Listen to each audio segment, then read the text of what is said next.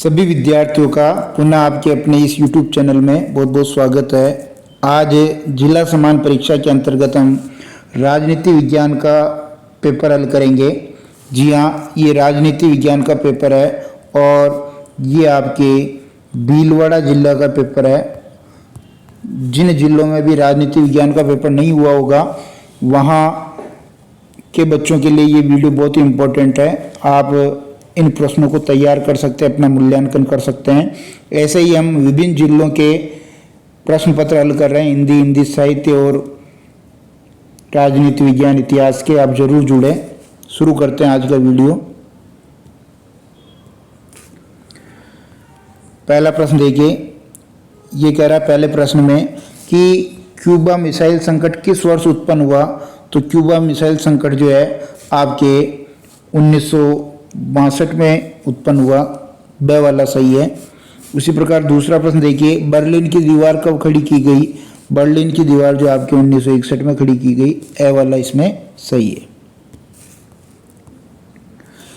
तीसरा प्रश्न देखिए कि निम्नलिखित में से किस देश ने खुले द्वार की नीति अपनाई थी। आप जानते हैं इसका उत्तर चीन है। चीन ने ऐसा काम किया था। और चौथा है कि सीमांत गांधी के नाम से कौन जाने जाते हैं। स वाला उत्तर सही है। अब्दुल गफ्फार खान, खान अब्दुल गफ्फार खान सीमांत गांधी के नाम से जाने जाते हैं। इसके बाद देखिए पांचवा प्रश्न है कि हरित क्रांति के दौरान किस फसल का सर्वाधिक उत्पन्न हुआ था। बहुत ही सिंपल प्रश्न है। गेहूं का उत्पादन सबसे ज्यादा हुआ था। इसके बाद देखिए रिक्त स्थानों की पूर्ति करनी है। द्वितीय विश्व युद्ध कब से कब तक चला। तो 1939 से लेकर के 1945 तक ये सेकेंड वर्ल्ड वॉर था जो ये चला। इसके बाद देखेंगे अमेरिकी रक्षा विभाग का मुख्यालय कहाँ पर है। पेंटागन में। कहाँ पर है। पेंटागन में। इसके बाद देखेंगे कि यूरोपीय संघ की स्थापना कब हुई थी। 1993 में। और खालिस्तान भारत का पहला भाग है जहाँ पर सार्वभौम वयस्क मताधिकार का प्रयोग हुआ था। तो भारत में सबसे पहले वयस्क मताधिकार का प्रयोग किस जगह हुआ था, उसका उत्तर यहाँ लिखना है। पांचवा देखिए, दक्षिणपंथी विचारधारा कौन सी अर्थव्यवस्था की प्रगति पर जोर देती है। तो ये पूंजीवादी अर्थव्यवस्था। कौन सी। पूंजीवादी जो अर्थव्यवस्था है उस पर यह जोर देती है। इसके बाद देखिए अति लघुतरात्मक प्रश्न है, भारत पाकिस्तान के बीच हुए शिमला समझौते के समय भारत के प्रधानमंत्री कौन थे। इंदिरा गांधी। इंदिरा गांधी ये भारत की प्रधानमंत्री थी। साप्टा का पूरा नाम लिखना है, दक्षिणी एशिया मुक्त व्यापार समझौता। क्या लिखेंगे।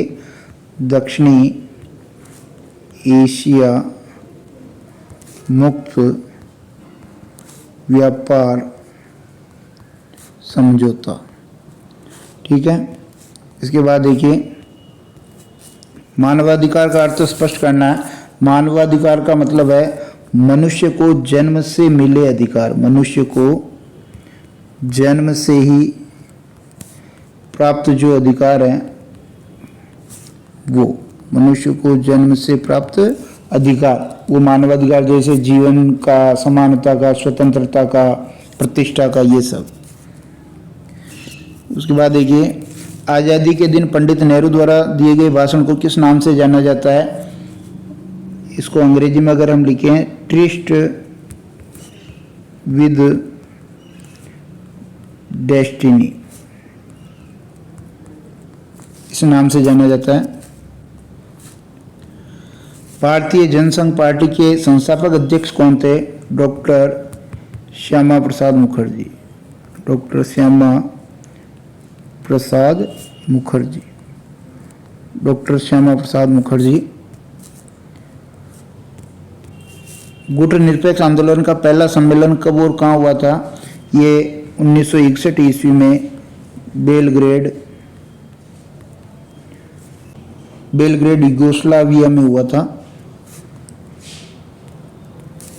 शांतिपूर्ण सह अस्तित्व के पंचशील सिद्धांतों की घोषणा किन दो देशों ने मिलकर की थी। तो भारत और चीन। और ये कब की बात है। 1954 की। इसके बाद देखेंगे अगला प्रश्न, दल बदल का अर्थ लिखिए। एक दल से दूसरे दल में शामिल हो जाना, दूसरे दल में शामिल हो जाना। उसके बाद देखिए, जय जवान जय किसान का नारा किसने दिया था? ये जो अपने भारत पाकिस्तान युद्ध के समय प्रधानमंत्री थे, लाल बहादुर शास्त्री, लाल बहादुर शास्त्री, उन्होंने ये नारा दिया था। उसके बाद देखिए, सन 1969 को भारत के राष्ट्रपति कौन बने? वीवी गिरी। कौन बने? वीवी गिरी। और भारत के दो प्रमुख गठबंधनों के नाम लिखना है। एक तो आप जानते हैं एनडीए, एक है यूपीए। एनडीए जिसे राजग भी कहते हैं, राष्ट्रीय जनतांत्रिक गठबंधन, और यूपीए संयुक्त प्रगतिशील गठबंधन। इसके बाद देखिए, नियोजन का अर्थ लिखना है। तो नियोजन का अर्थ मैं आपको यहाँ समझा देता हूँ कि जो वर्तमान परिस्थितियाँ हैं उनको ध्यान में रख करके जो किसी लक्ष्य को प्राप्त करने के लिए भविष्य में जो रूपरेखा बनाई जाती है उसे नियोजन कहते हैं। फिर ये लघुतरात्मक प्रश्न है, ध्यान दीजिए कि शॉक थेरेपी यानी आघात पहुंचाकर उपचार करना, इसके बारे में लिखना था। ऑपरेशन डेजर्ट स्टार्म पर टिप्पणी लिखनी है। आसियान की स्थापना के प्रमुख उद्देश्य लिखने हैं और श्रीलंका के जातीय संघर्ष को समझाना है। इसके बाद देखिए, वैश्विक ताप वृद्धि ग्लोबल वार्मिंग को समझाना है। वैश्वीकरण के प्रभाव लिखने हैं, ये क्या है? राज्य पुनर्गठन आयोग पर संक्षिप्त टिप्पणी लिखनी है। और विकास की राजनीति में कृषि बनाम उद्योग के विवाद को समझाना है। फिर आगे देखिए, राजनीति में गठबंधन से आप क्या समझते हैं, इसको समझाना है। नक्सलवादी आंदोलन का परिचय देना है। दलित पैंथर्स क्या है? अलगाववादी आंदोलन से आप क्या समझते हैं। फिर दीर्घ उत्तरीय प्रश्न में सोवियत प्रणाली क्या थी और इसके विघटन के क्या कारण थे।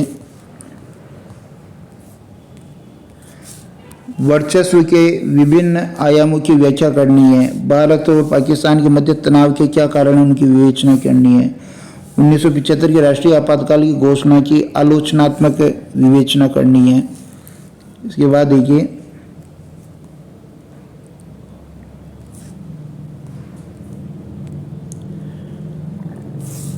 निबंधात्मक प्रश्न, शीत युद्ध का अर्थ लिखते हुए शीत युद्ध के प्रमुख कारणों की विवेचना करनी है। गुट निरपेक्ष आंदोलन को समझाना है। और 21वां प्रश्न है, संयुक्त राष्ट्र संघ के प्रमुख अंगों का वर्णन करना है। और संयुक्त राष्ट्र संघ की किन्हीं 5 एजेंसियों का विस्तार से वर्णन करना है। और 22वां अंतिम प्रश्न है कि भारत की राजनीति के शुरुआती दशकों में कांग्रेस के प्रभुत्व की प्रकृति स्पष्ट करते हुए पार्टी के प्रभुत्व के कारण समझाने हैं। और स्वतंत्र भारत के समक्ष प्रमुख 3 चुनौतियां कौन सी थी, विस्तार से समझाना। ये कुछ प्रश्न थे, निश्चित रूप से आपको मदद मिलेगी। बहुत बहुत धन्यवाद।